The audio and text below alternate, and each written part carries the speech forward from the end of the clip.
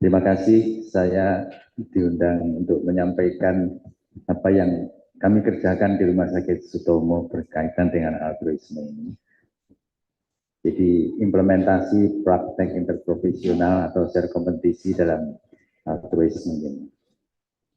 Mohon maaf yang lalu tanggal berapa itu yang gelombang pertama tidak bisa datang karena mendadak harus mendampingi Ibu Gubernur. Sebenarnya tadi malam juga, tapi untung di Bojonegoro, jadi malam-malam jam 11 masih bisa ke sini. Jadi para pembicara yang sudah menyampaikan yang luar biasa, saya foto-foto Bu. Karena saya bukan psikolog, jadi ini ilmu yang luar biasa buat saya. Kemudian juga di Rumah Sakit Sutomo itu rumah sakit besar. Kita punya 1.700 tempat tidur. Walaupun rumah sakit daerah, saya kira rumah sakit terbesar di Indonesia ya. Dulu rumah sakit pusat, kemudian tahun 65 pindah ke rumah sakit provinsi karena pemerintah provinsi mampu membiayai. Dan alhamdulillah kita sudah lulus akreditasi nasional CARS 3 kali, dan Joint Commission Internasional sebagai akademik General Hospital itu sudah 2 kali. Jadi kalau di dunia ini ada 63 rumah sakit General Academic Hospital yang salah satunya Sutomo. Di situ banyak sekali pegawai kita itu 6.000 lebih, mulai dari guru besar sampai tukang sapu. Jadi mulai dari guru besar sampai tukang sapu. Bagaimana mengkoordinir ini yang ingin saya sampaikan di sini dalam hal implementasi sharing kompetensi yang merupakan bagian dari, kalau kita tidak salah-salah bisa egoisme muncul, pasti ada yang empatinya cukup, ada yang jadi apa itu tadi altruis, negatif altruis ya. Karena saking empatinya. Waktu COVID 2 tahun yang lalu, saya ini sering menangis. Saya ditugaskan oleh Bu Gubernur mengomandoi COVID untuk Provinsi Jawa Timur 24 jam, 7 hari seminggu.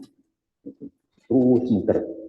Kalau pagi, subuh, ke rumah sakit, sampai jam 10, macam-macam, ordinir dan lain-lain. Setelah itu ikut Ibu Gubernur, sampai subuh lagi. Setiap hari. Karena Ibu Gubernur itu luar biasa menurut saya. Seluruh hidupnya dia abdikan untuk masyarakat Jawa Timur. Ini beliau sedang ada di Bojonegoro, nanti juga jalan lagi ke Malang. COVID juga demikian. Saya yang membuat menangis itu adalah kawan-kawan yang bekerja di ICU Rumah Sakit Sutomo. Ada seorang dokter anestesi itu tidak pernah pulang. Ada PPDS penyakit dalam yang dia tidak kita tugaskan, tapi suka dia di ICU menangani COVID. Sampai akhirnya meninggal. Itu tadi negatif altruis. Jadi kenapa kamu kok? Iya dok. Kamu saya jadwal aja 8 jam atau 6 jam ya. Tapi saya terpanggil dok melihat pasien-pasien itu. Luar biasa. Tapi akhirnya dia sakit terus kemudian saya kira sekarang ada di surga. Empati yang terlalu berlebihan itu kan tidak salah gitu dia. Tapi ada juga yang karena kan kita sudah electronic medical record, setiap pagi habis subuh itu selalu saya cek monitor semua pasien itu kita cek dengan melalui video call kan kita. Ada ya dokter-dokter yang saya juga kawan-kawan perawat yang kita tahu dia tidak di situ tapi namanya di situ. Jadi ada egoisme yang luar biasa. Tercatat sebagai tenakes karena kan dapat reward ya. Tercatat sebagai nakes yang melakukan perawatan, tapi setelah kita cek dia tidak di situ, hanya ada di namanya saja.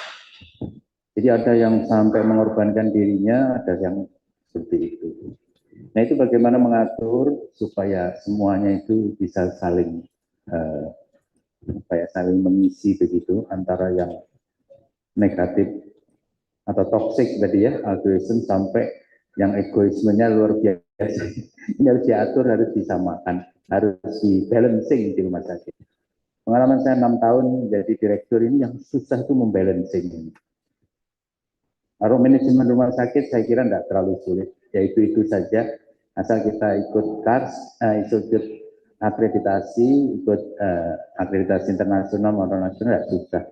Tapi membalancing ini ada yang sangat egois, ada yang toxic altruism ya. Itu dibalancingkan, itu yang susah. Itu yang susah. Tapi alhamdulillah beban berat ini saya kira tidak lama lagi karena sudah selesai tugas saya ini sebetulnya, sudah hampir selesai. Nanti kembali lagi menjadi dosen lagi, alhamdulillah. Lebih ringan, jauh lebih ringan daripada memimpin rumah sakit dengan segala macamnya. Tapi saya cukup bangga secara pribadi karena Sutomo nanti saya sampaikan di sini ada hal-hal yang menurut saya balancingnya ya kita mendapat penghargaan yang luar biasa, saya sampaikan juga. Dan kawan-kawan itu senang bekerja di rumah sakit. Kami punya dokter mitra itu 100 lebih. Jadi para senior saya yang sudah pensiun itu masih mengajukan diri. Kawan-kawan perawat yang sudah pensiun, bagaimana kalau jadi tenaga kontrak di situ? Itu artinya suasana kerjanya menurut saya menyenangkan buat mereka. Memang masih ada 1-2 yang biasalah karena ada yang teroris pasti. Tapi tidak mempengaruhi balancing itu. Nah, ini mungkin nanti Bapak Ibu sekalian bisa sedikit-sedikit apa yang kami lakukan di Sutomo. Kemudian yang paling susah juga mengharmonisasi tugas dan kewajiban serta haknya dari kawan-kawan dokter. Kan Pak Menteri juga sering ya, ada tukaran antar profesi. Sering WA dengan saya, ya apa di Sutomo aman Pak, kalau di Sutomo monggo. Maka kapan itu Versi Pusat juga ingin bagaimana di Sutomo. Di Sutomo aman. Tidak ada atau sangat sedikit yang friksi karena kompetensi. Kawan-kawan perawat juga saya melihat aman antara radiografer dengan radiolog, antara kawan-kawan perawat dengan apoteker, klinisi di ruangan juga aman-aman saja. Artinya tidak mencuat menjadi sesuatu yang bermasalah begitu. Ini karena kami dokter lebih banyak saya sampaikan pengalaman kita tentang bagaimana mengatur interprofesional kompetensi sharing. Tidak bisa ya? Oh iya. Jadi Bapak Ibu sekalian, banyak sekali overlap kompetensi. Ini diperlukan kedewasaan kita, karena memang dulu dokter apalagi spesialis itu punya otoritas yang tinggi sekali, sehingga dia captive di market. Bahwa saya bisa ini, bisa ini, bisa ini. Tapi di Sutomo alhamdulillah kita bisa mengatur, contohnya ini, masalah tangan, hand surgery, itu ditangani ortopedi dan bedah plastik, tidak ada friksi. Kita lakukan pendekatan, kemudian untuk jaga emergensi gantian. Ada minggunya plastik, minggunya ortopedi. Mereka saling sharing. Mereka punya forum untuk diskusi tentang bagaimana menangani hands. Termasuk kita sering menyambung tangan-tangan putus itu. Kemudian spine juga demikian, antara bidang saya ahli bedah saraf, dengan ortopedi, tidak ada masalah. Bahkan yang membimbing anterior disektomi saya ini Profesor Bambang. Profesor Bambang itu ahli ortopedi. Waktu kita stase di ortopedi, dibimbing anterior disektomi. Sekarang juga ada waktunya bedah saraf, ada waktunya ortopedi. Tidak pernah friksi. Kemudian contoh lagi maksilofacial, ini lebih banyak lagi. THT-KL, kemudian bedah KL, bedah plastik, bedah mulut dari dokter gigi. Ini kalau kita tidak ngatur baik-baik, tidak saling sharing, ya, dia punya egoisme, bahkan ada yang mengalah. Kalau mengalah dengan egoisme, pasti yang mengalah itu, yang altruis itu pasti kalah, tidak bagian pasti. Ini diperlukan sistem. Diperlukan sistem, karena memang ada yang, wah saya ini paling. Kurikulum saya bilang begitu. Itu kan kurikulummu. Nah, bagaimana peranan manajer untuk mengatur ini penting sekali. Pakai apa nanti kami sampaikan. Jadi ini maksilofacial. Kemudian bedah vaskuler, kan nih TKP dan bedah umum. Ada sebuah institusi yang vaskulernya maju. Ada lulusan dari sana datang ke Surabaya. Lalulah dia, saya bisa ini, bisa ini, bisa ini, harus saya kerjakan. Nah, kita nanti akan kami kasih contoh bagaimana mengatur beliau ini supaya beliau ya budaya di rumah sakit ini beda dengan budaya di tempat Anda sekolah. Kalau di tempat Anda ada case ini harus ini, dan saya boleh A, B, C, D, karena saya ahlinya. Tidak demikian di Sutomo, ada aturannya. Ya. Dan akhirnya sekarang alhamdulillah lumayan baik. Kemudian di bidang onkologi ini sampai sekarang siapa yang melakukan kemo? Nah, itu tukaran antara onkologi medik dengan onkologi bedah. Ya. Sepanjang kita bisa mempertemukannya dengan reasoning yang ilmiah, alhamdulillah antara onkologi medik dan onkologi bedah ini tidak ada masalah. Kemudian tentang neurovaskuler, nah ini juga pusat stroke. Sekarang kan stroke menjadi primadona ya, Bapak Menteri dan Kementerian Kesehatan itu stroke jantung. Ini kalau tidak hati-hati akan menjadi masalah karena di sini ahlinya banyak sekali. Ada bedah saraf, ada neurologi, ada radiologi invasif. Kalau di Sutomo, alhamdulillah sampai sekarang baik-baik saja. Jadi semuanya bisa melakukan kateterisasi otak, masang stenting dan macam-macam bisa. Tiga-tiganya bisa. Ini harus kita atur. Bagaimana supaya tidak menimbulkan friksi yang akhirnya pasien yang disalahkan. Kita atur. Dan alhamdulillah menurut teman saya tidak ada problem-problem yang signifikan ya. Bagaimana caranya? Ada credentialing, kemudian ada re-credentialing dan ada surat penugasan direksi.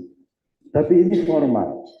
Yang penting ada diskus dulu di antara mereka. Sehingga yang sangat egois dan yang altruis ini bisa kita satukan menjadi titik tengah yang balance. Ya. Ini bagaimana kita mengaturnya, regulasi perlu. Ada pasien dari mana pasiennya rujukannya ke siapa, ke neurovaskuler kah, atau ke neurosurgery kah, atau ke radiologi invasif kalau kasus ini. Kemudian tujuan rujukan, nah yang penting adalah pedoman praktek klinisnya harus sama. Misalkan ada aneurisma di otak, mau dikerjakan bedah saraf atau dimajukan neurologi atau radiologi, pedoman praktek klinisnya adalah pedoman praktek klinis Rumah Sakit Umum Daerah Dr. Sutomo. Kita samakan. Jadi apa yang kita kerjakan, SPO-nya sama. Tetapi tentu setiap manusia itu ada perbedaan. Tidak ada yang sama persis. Jadi pedoman praktek klinis itu just to guide. Hanya menggait kita. It is not true. Praktek klinisnya begini, tidak boleh kalau tidak begini. Nah, bagaimana datanya, bagaimana pasiennya yang Anda temui kita sesuaikan. Kawan-kawan perawatnya juga gitu. Tenaga kesehatan yang lain supportingnya juga gitu. Sering lapor ke saya kadang-kadang, Prof ini dilakukan ini sama dokter ini. Padahal PPK-nya tidak demikian. Tidak apa-apa, kita diskusikan nanti, case discussion. Pada saat tidak sama dengan pedoman praktek ini, kita lakukan discuss bareng-bareng, sehingga tidak saling blaming, tidak saling menyalahkan. Dan saya bangga kawan-kawan perawat kita bisa saling mengisi. Jadi tidak menimbulkan problem yang akhirnya bercerai-berai gitu, tidak. Kemudian jaganya gantian, tadi saya sampaikan. Ini harinya ortopedi, harinya plastik, ini harinya KL kalau ada maxillofacial injury. Kawan-kawan perawatnya, kawan-kawan pembantu operatornya, atau kawan-kawan yang menyediakan peralatannya farmasi, itu karena ada pedoman praktek yang sama dan mereka paham bahwa itu hanya terkait, jadi tidak masalah. Hanya kadang-kadang ada muncul, dok, kalau dokter THT itu dilakukan ini loh, kalau fraktur sigma. Kalau dokter KL kebedah kepala leher dilakukan ini. Ya nanti jadi diskusi, itulah forum diskusi ilmiahnya. Kita berangkat ke evidence based medicine. Cocokan mana yang terbaik untuk jurnal yang terbaru. Dan ini mengembangkan keilmuan kita.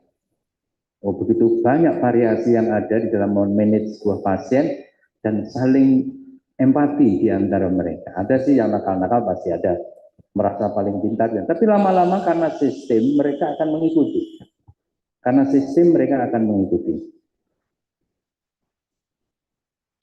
Nah ini misalkan yang paling mendapat perhatian juga ya di rumah sakit Bapak Ibu sekalian, saya kira pain management. Ini karena banyak sekali Ada internis, neurologis, neurosurgery, anestesi, paliatif, otolaringologi, psikiatri, psikolog di dalam, psikolognya ada di dalam.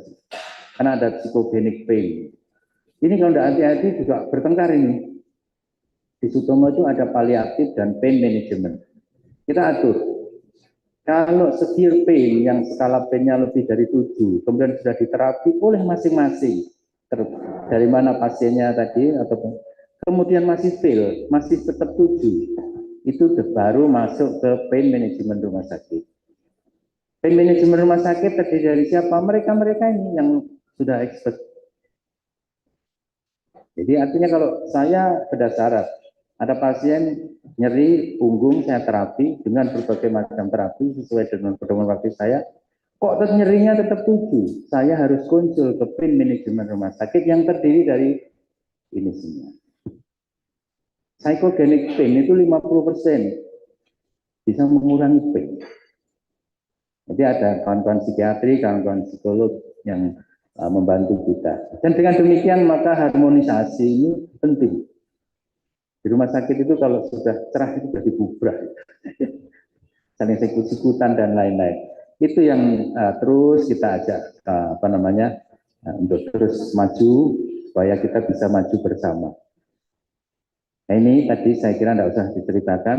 Kita ada clinical privilege, bagaimana menentukan clinical privilege melalui komite medik dan lain-lain. Ya. Karena kalau tidak hati-hati, dokter, perawat, apoteker, tenaga kesehatan lain itu merasa ini bidangku, orang lain tidak boleh ikut di dalamnya. Padahal di rumah sakit itu pasien adalah pasiennya rumah sakit dan direktur berkewajiban memberikan apa yang disebut dengan clinical privilege. Privilege Anda ini ada overlap dengan ini. Bagaimana caranya? Kita lakukan satu tim, kemudian kita lakukan evaluasi. Ada SPPE, ada OPPE, ya. No blame, no shame. Akhirnya senang kalau ada case, tidak sering. Ini jadi peranan komite medik juga penting. Ini untuk mediasi kawan-kawan itu supaya yang terlalu egois bisa dikurangi, yang altruis juga bisa ditingkatkan. Ini penting karena kalau tidak nanti tidak balance ya, tidak balance. Inilah sebetulnya cara kita mengatur dengan meningkatkan fungsi dari komite medik ini. Saya tidak tahu Permenkes yang 755 ini sudah dihapus atau belum dengan undang-undang 17.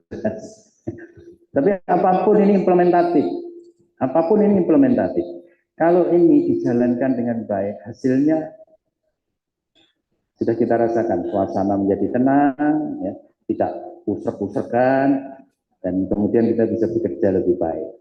Jadi komite medik ada 3, subkomite kredensial, mutu, dan etika serta disiplin. Etika dan disiplin ini menjaga disiplin etika, perilaku profesi, staf medis, ya. Etika. Jadi kami itu punya corporate value nomor 1 etika. Nomor 1 etika. Nomor 2 integritas. Nomor 3 profesionalisme. Yang keempat baru inovasi. Jadi tidak inovasi di depan, inovasinya di paling belakang. Maka tenaga kesehatan itu sebetulnya di dalam bekerja itu harus sesuai prosedur. Namanya profesional. Kalau sudah sesuai prosedur dan kita melihat orang lain sesuai prosedur kita atau punya prosedur lain tapi outcome-nya kok lebih baik, nah kita berinovasi.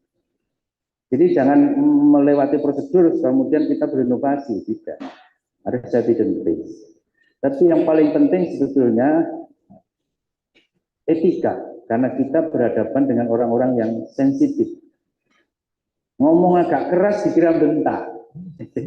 Saya sering dapat WA dari kawan-kawan LSM, dok, perawatmu yang polisi galai, bentak-bentak pasien. Setelah saya dengarkan, ya pura-pura pakai baju dokter gitu, pura-pura saya duduk di. Mereka memang suaranya keras, mereka tidak bentak. Kawan-kawan tidak bentak, tapi memang suaranya keras. Tapi sehari-hari juga demikian. Nah itu sensitif, makanya etika ini penting. Kami mengundang beberapa motivator, salah satunya timnya dari Pak Ari Ginanjar, kemudian dari dosen dari dekanat psikologi, kami undang ke Sutomo untuk memberikan bagaimana kita beretika pada orang sakit, pada keluarga orang sakit. Ya. Tidak harus kita ini, kalau kita mengalah, artinya mundur-mundur 6 menit, nanti akan diinjak. Tapi bagaimana kita memposisikan bahwa mereka tidak tersinggung, mereka tidak tersakiti dengan sikap kita. Kawan-kawan sekalian, saya pernah sebentar di Singapura di NUH, ikut Profesor Timothy ya, tahun 88. Di rumah sakit swasta di Singapura, saya sampaikan dari Gleneagles, itu 60% atau hampir itu isinya orang Indonesia. Isinya orang mungkin sampai sekarang. Saya sedikit belajar di Singapore Management University. Mengapa ya? Saya lihat dokter Pordoai. Kawan saya yang sekarang jadi guru besar di sana itu juga waktu sekolah bareng saya. Nggak pinter-pinter amat itu saya. Pinter amat. Tapi mengapa ya mereka kok orang Indonesia tertarik semua orang, bahkan ada beberapa orang asing juga. Ternyata setelah kita pelajari ada 3, ya, melayani itu ada 3. Nomor 1, bagaimana kita memenuhi kebutuhan medis dari pasien, medical need. Itu modal kita adalah kompetensi. Kompeten, kita harus kompeten, harus menguasai dari A sampai Z bidang ilmu atau skill dari dokter yang, kalau perawat juga demikian. Saya melihat sore itu kenapa ya kepala ruangan kok visitor? Kepala ruangan itu visitor bersama anak buahnya. Apa ya visitor? Ternyata saya dengarkan bukan masalah medis yang divisitor. Contohnya ada keluarga pasien, ada 2, 3 yang nunggu. Ditanya, nginep di mana tuh? Bahasa Inggris campuran tentunya ya. Nginep di mana? Jauh itu. Kami bisa carikan yang lebih dekat dari sini. Itu yang dia ngomongkan sama keluarga pasien. Enak enggak makanannya hari ini?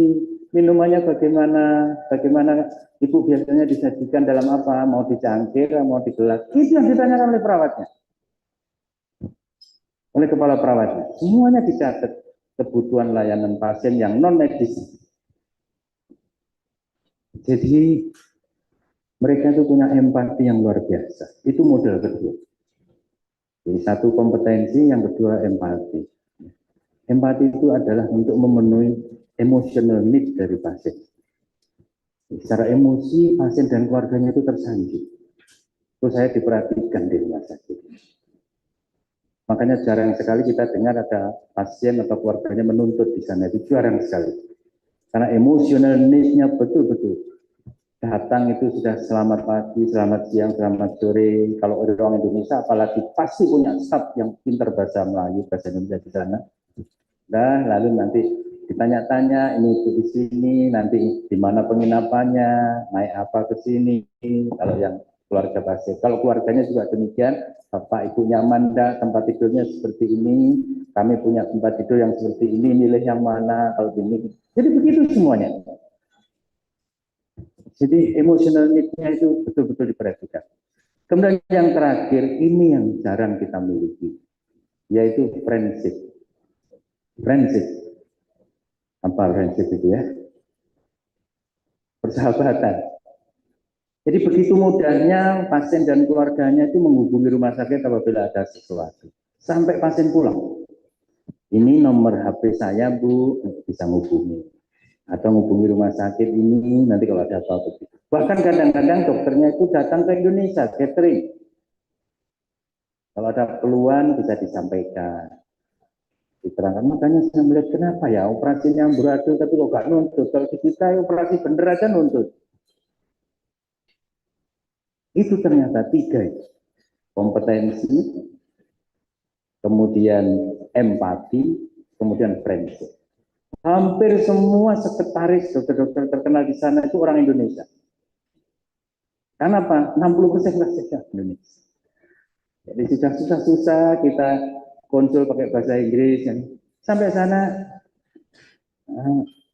sekretarisnya ternyata orang Semarang, sekretarisnya orang Tegal, sekretarisnya. Iya, barusan saya mengantar orang yang penting ke Singapura juga. Karena sudah lama saya tidak di sana, ya konsulnya pakai bahasa Inggris. Datang di Canggih, dijemput oleh sekretarisnya, Nyon sewu dok, jangkrik begitu. Aduh, aku nulis bahasa Indonesia, nyapu angel-angel. Iya dok, saya dari Semarang. Saya sekretarisnya profesor ini dari Semarang. Ortopedi, sehingga saya tidak tahu. Itu friendship. Dia ternyata setelah saya pelajari, dia melemahkan egonya. Orang Singapura Anda tahu kan orangnya sombong. Dia pada saat tugas di rumah sakit itu mendepres egonya. Yang saya sebetulnya itu masih apa ya masih itu seperti sinetron. Karena di Singapura itu everything is money. Everything is money. Jadi itu semua dipaksakan budaya itu di rumah sakit supaya Anda seperti ini. Kalau ada komplain, maka direksinya akan melakukan punishment yang luar biasa baik dokter maupun guru saya itu. Kalau ada pasien dari Singapura, dari Indonesia, wah ini kaya ini. Kenapa kaya? Nggak ada asuransi. Orang Indonesia itu kan kendel-kendel, nggak punya asuransi. Ya. Berobat di Singapura tanpa asuransi. Sudah, Joni jemput. Ya. Jadwal sama beliau supaya pas beliau tidak operasi atau beliau lagi senggang, saya jemput ke Canggih sampai di UGD, dia ke UGD, dijemput oleh guru saya, oleh profesor, jemput. Yang geledek itu kadang-kadang beliau sendiri. Jadi pasien dijemput dan digeledek. Bayangkan, orang Indonesia digeledek profesor. Orang sakit, digeledek. Pernahkah di rumah sakit kita ada dokter yang geledek? Sendiri. Ya kan? Di UGD kalau saya lihat, UGD Sutomo adalah jangkrik ini. Ada pasien teko itu bisa dijarne, tidak gini kalau di sana. Baru tenaga transporter yang ledek. Perawatnya aja nggak mau. Di sana profesornya sendiri datang.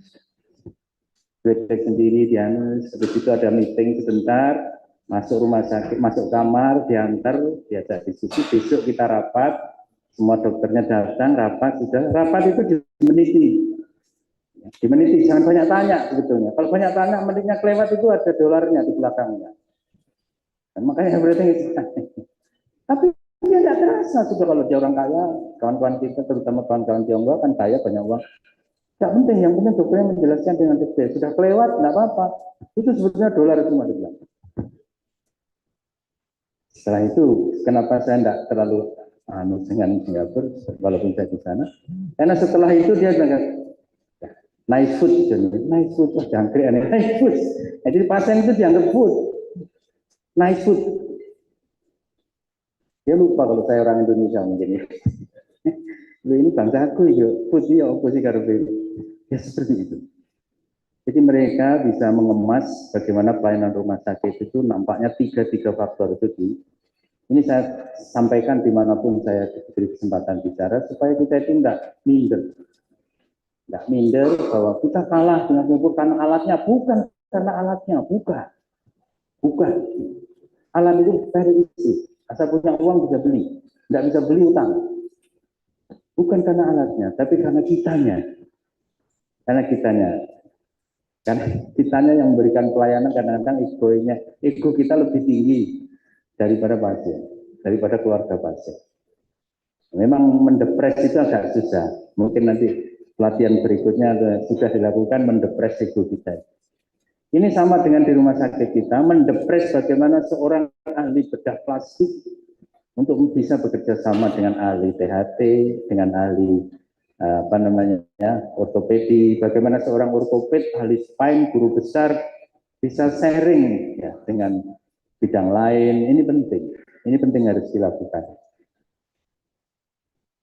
Baik, nah ini hanya prosesnya dan kita ikuti proses-prosesnya itu. Bagaimana menentukan clinical effect ini penting. Jadi peranan organisasi profesi itu disinilah. Kenapa itu rame-rame dengan Undang-Undang 17 itu sebetulnya itu. Karena sebetulnya yang tahu itu ya organisasi profesinya. Anda ini malpraktek apa enggak itu yang tahu ya kita. Anda ini bohong apa enggak. Barusan saya di WA oleh saudara saya yang stroke. Ada seorang neurolog di sebuah rumah sakit swasta yang bisa melakukan neurorestorasi. Mas, aku tak ya ke sana ya. Itu selalu bohong. Neurorestorasi dengan stem cell itu pasti bohong. Ya, seperti itu. Di kita itu masih kayak gitu. Nah, ini penting. Yang tahu siapa? Ya profesinya.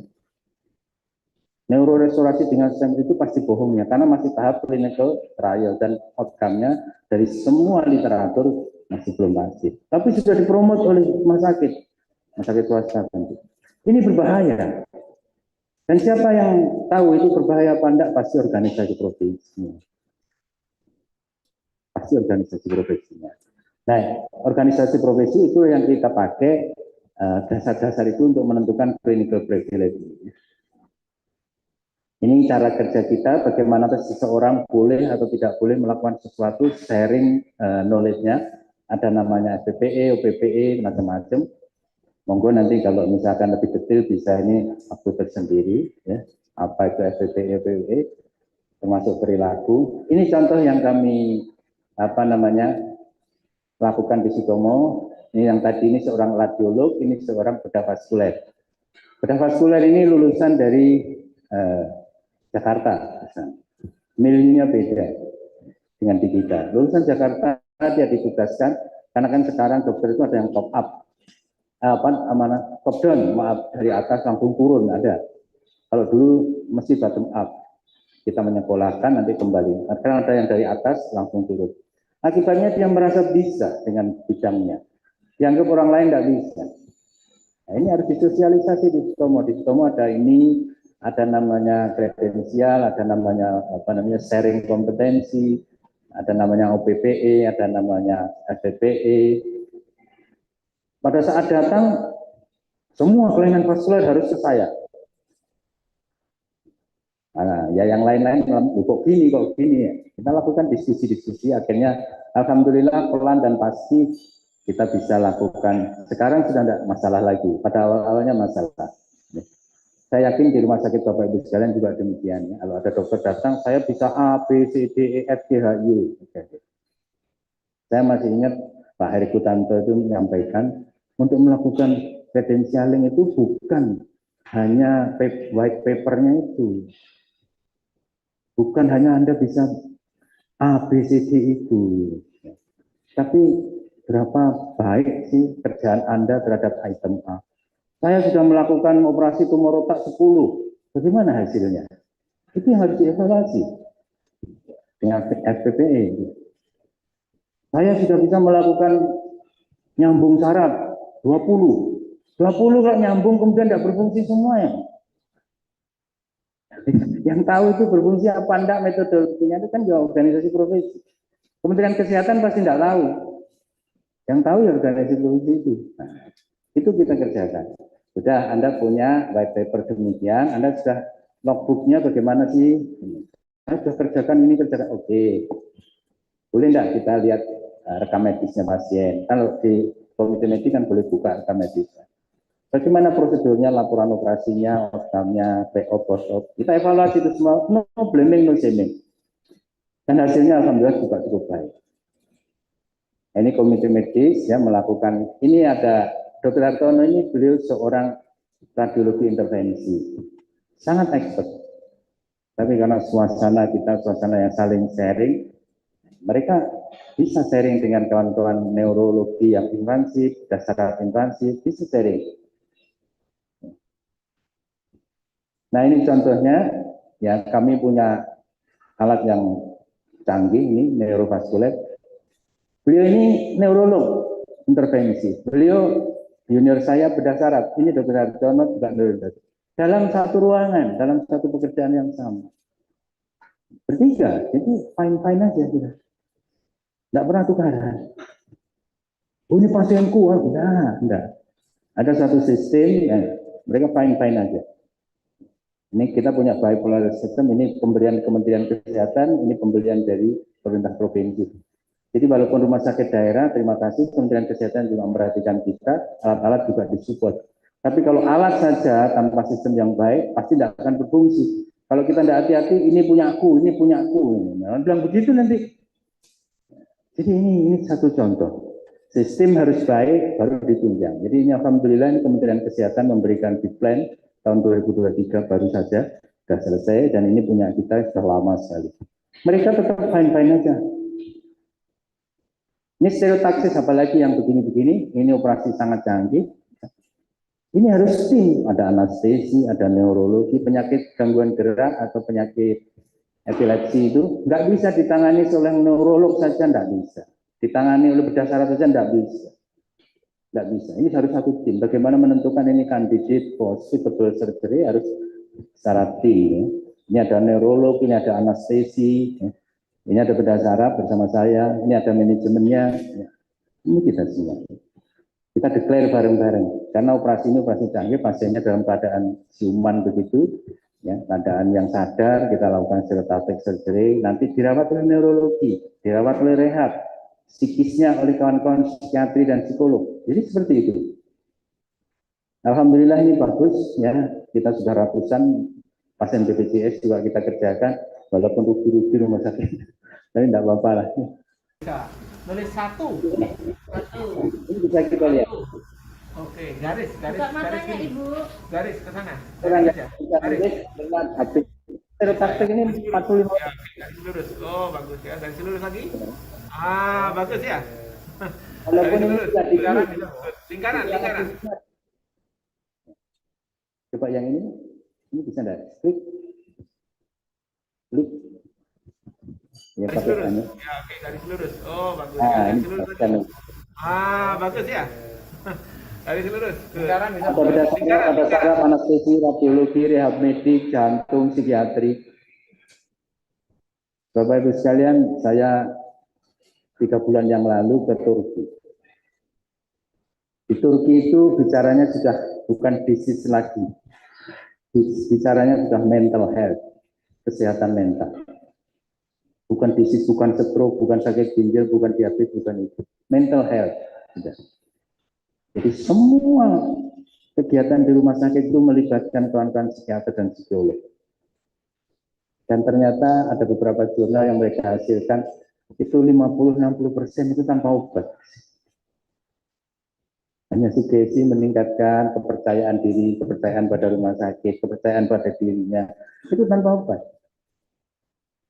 Jadi kalau nyeri itu 50% itu psikologis, itu ternyata betul. Maka psikiatri, psikolog ini kita libatkan. Slide. Slide lagi.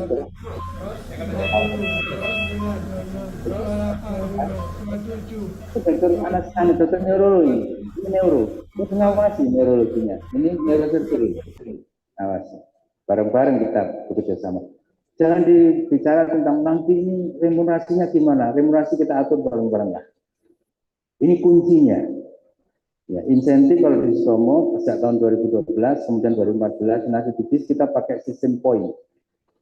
Jadi kalau saya melakukan operasi, saya dapat poin sekian. Kawan saya pada pasien yang sama dapat poin sekian, sesuai dengan kesulitannya. Jadi poin. Apakah rumah sakit tidak rugi? Ya kadang-kadang rugi. Karena kita tidak menghitung berdasarkan klaim. Kalau berdasarkan klaim nanti bisa macam-macam, uploading bisa, dokternya tidak mau datang karena klaimnya kurang. Ya. Tidak, jadi kita secara agregat ngitungnya. Alhamdulillah saya ngerti itu karena saya dulu sering bantu di P2JK Kemkes pada saat nasibitis baru mulai. Tapi Sutomo juga rugi, kalau hitung-hitungan rugi. Tapi itulah peran pemerintah. Kalau rumah sakit pemerintah ngitung bati ya bukan.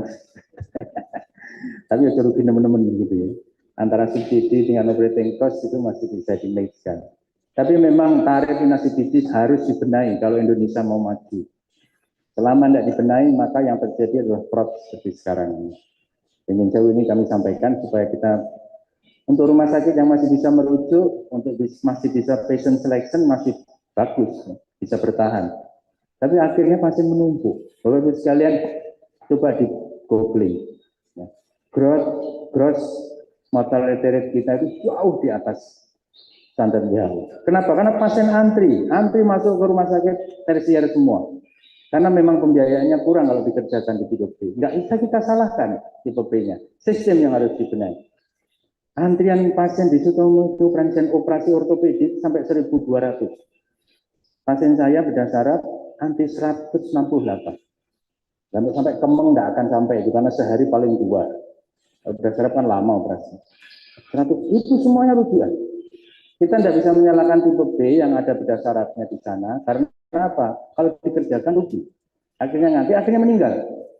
Jadi di atas 100. Apa namanya gross mortality rate kita. Ini kan yang kadang-kadang tidak disinggung-singgung oleh kawan-kawan BPJS. Ini berbahaya karena luar negeri itu selalu mengukur. Coba di download majalah Forbes. Jadi mereka itu mengukur kriteria bagaimana memilih negara yang aman untuk orang sakit. Tentu nomor 1 Amerika ya. Mayo Clinic itu nomor 1, best hospital. Kalau Singapura itu nilainya quite good. Saya mesti perhatian sama Singapura. Singapura itu karena berisik itu. Mereka itu punya program supaya Indonesia itu tidak maju di bidang kesehatan. Kalau Indonesia maju, habis itu pasiennya di Singapura itu. Kalau ke Singapura itu quite good. Mungkin Bapak Ibu sekalian bisa nebak di Indonesia apa komentarnya? Apa kira-kira kalau di Indonesia, berobat ke Indonesia? Ada yang ingin berpendapat? Mungkin sudah baca juga. Saya angus melihat.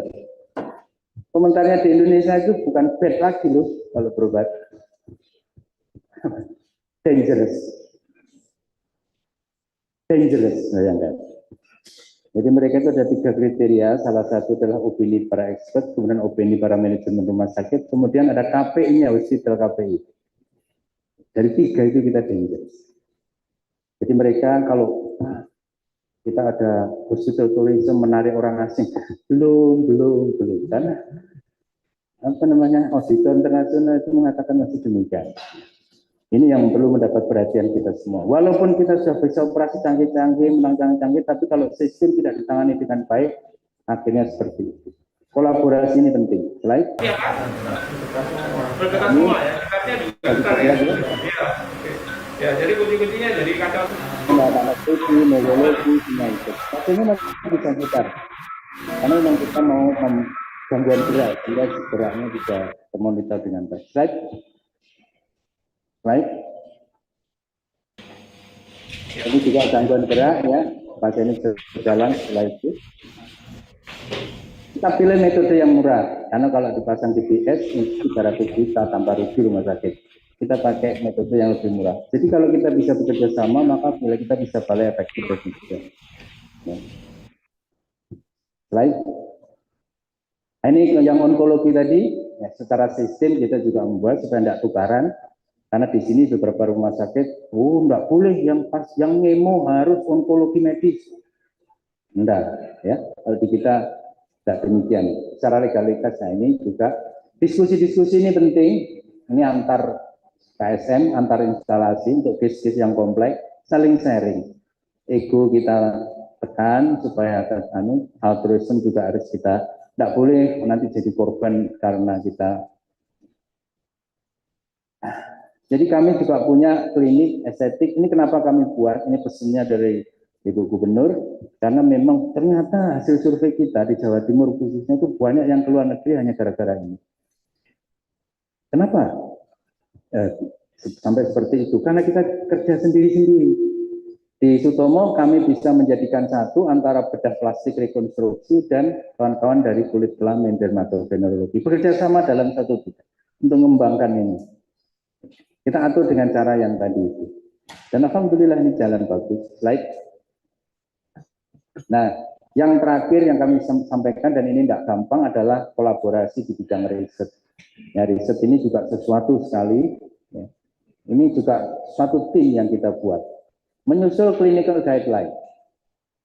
Clinical guideline ini disusun oleh semua KSM yang terlibat. Ya. Banyak sekali, ini bahkan kepala dinas pun juga turun tangan untuk menyusun clinical guideline di rumah sakit di Jawa Timur. Slide. Nah ini antibiotik, PPRA. Jadi Sutomo jadi pionirnya PPRA, Kemenkes juga menyontoh kita. Ya, makanya ada penghargaan dari Pak Menkes. Antibiotik ini luar biasa, Bapak Ibu sekalian. Kalau tidak diatur, karena ini ada externality yang luar biasa. Dokter enggak, kalau profilaktik saya pakai ini, pokoknya pakai ini. Karena di belakangnya ada sesuatu ya. Saya muter-muter seluruh Indonesia untuk PPRA ini. Pasti pertanyaannya, dokternya tidak bisa diatur, dok. Dokter itu tidak jangan diatur, diberikan bukti, berikan fakta.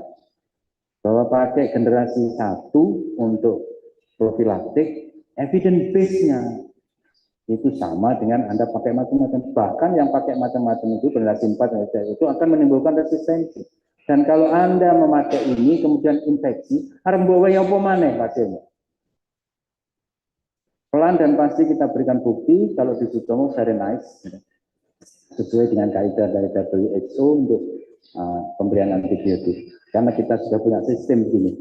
Monggo nanti kalau rumah sakit ingin kita bisa memberikan slide.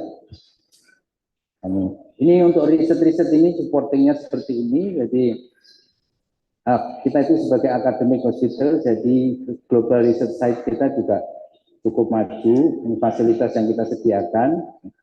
Monggo kalau melakukan riset di Sutomo, ya, kita banyak sekali baik riset dari hospital research, hospital management research maupun basic science maupun implementasi dari tindakan-tindakan. Karena kita cukup lengkap sarana-sarananya. Stem cell itu sebetulnya yang menginisiasi itu kita. Kita bersama RCM dulu, kemudian KLB, kemudian sekarang sudah di mana-mana lepas kontrol. Lepas kontrol karena sebetulnya stem cell itu evidence base-nya belum kuat-kuat amat. Tapi bisa untuk promosi. Ini yang berbahaya, sehingga korbannya sudah banyak. Di Sutomo dulu juga terjadi fraud yang begitu, akhirnya kita bisa lakukan pengendalian dan akhirnya bisa kita tangani dengan baik. Lab stem cell kita punya, tapi clinical research. Jadi pasien yang kita berikan stem cell itu merupakan pasien yang di dalam riset. Di dalam riset, siapapun beliau. Right? Nah ini yang kita selalu kerjasama dengan universitas, termasuk pelayanan pendidikan dan risetnya ya dengan Universitas Airlangga. Etik ini menjadi sesuatu yang harus masuk di dalam pemikiran kita. Ini juga KSM kita nilai mana yang paling banyak risetnya dan publikasi. Ya. Ini terus bertambah ya, atas nama Sutomo dan Fakultas Kedokteran Universitas Airlangga. Ini yang mungkin fenomenal adalah vaksin merah putih atau Inovac. Clinical risetnya ada di Sutomo. Proyeknya merupakan proyek dari Universitas Airlangga dan KLB, tapi clinical risetnya ada di Sutomo. Ini kolaborasi yang luar biasa dan sudah menghasilkan vaksin. Ini uji klinisnya di kita, bahkan kita mendapat apresiasi dari Kemendikbud. Right? Ini penghargaan saya kira tidak perlu. Saya hanya ingin menyampaikan bahwa dengan berkolaborasi mengatur jangan sampai ada yang toxic altruism maupun egoisme yang terlalu tinggi sehingga tidak bisa bekerja sama. Kita dengan bekerja sama maka apresiasi akan dengan sendirinya akan datang dan hasil kita tentu akan lebih maksimal. Ini hanya pengakuan dari pihak eksternal saja yang kami ingin sampaikan dan barangkali bisa menjadi sesuatu untuk memacu kita bagaimana kita mengelola rumah sakit yang menurut Pak Hana Permana itu seperti tanker besar bermuatan B3. Jadi rumah sakit itu kalau kita kursus-kursusnya Pak Hana kan digambarkan sebagai tanker besar yang memuat B3. Gelombangnya besar, ya, tantangannya besar, tumpah B3-nya di dalam jadi masalah. Ini yang kita siapkan untuk bagaimana kita nanti bersaing sebagai paling tidak drainase pasien dari Indonesia ke luar negeri berkurang. Nanti pelan-pelan auditor internasional biar bisa menilai kita sama-sama. Saya kira itu yang bisa kami sampaikan. Kalau ada hal-hal yang kurang mohon maaf. Terima kasih. Assalamualaikum warahmatullahi wabarakatuh.